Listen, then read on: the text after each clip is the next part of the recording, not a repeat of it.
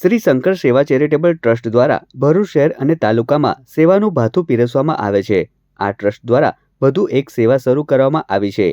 ભરૂચ શહેરના સ્ટેશન વિસ્તારમાં વિનામૂલ્યે ભૂખ્યાને ભોજન સેન્ટરનો પ્રારંભ કરવામાં આવ્યો છે, જ્યાં વિનામૂલ્યે ભૂખ્યાઓને ભોજન પીરસવામાં આવી રહ્યું છે।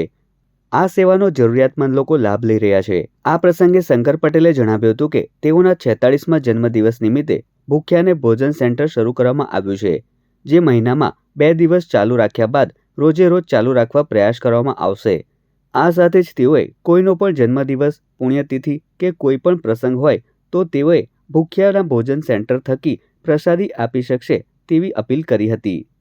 મારા 46મા જન્મદિવસ નિમિત્તે અમારા ટ્રસ્ટ દ્વારા એક નવું સ્લોગન ચાલુ કરેલું છે, ભૂખ્યાના ભોજન સેવા। હમણાં અમે મહિનામાં 2 વાર કરવાના છે।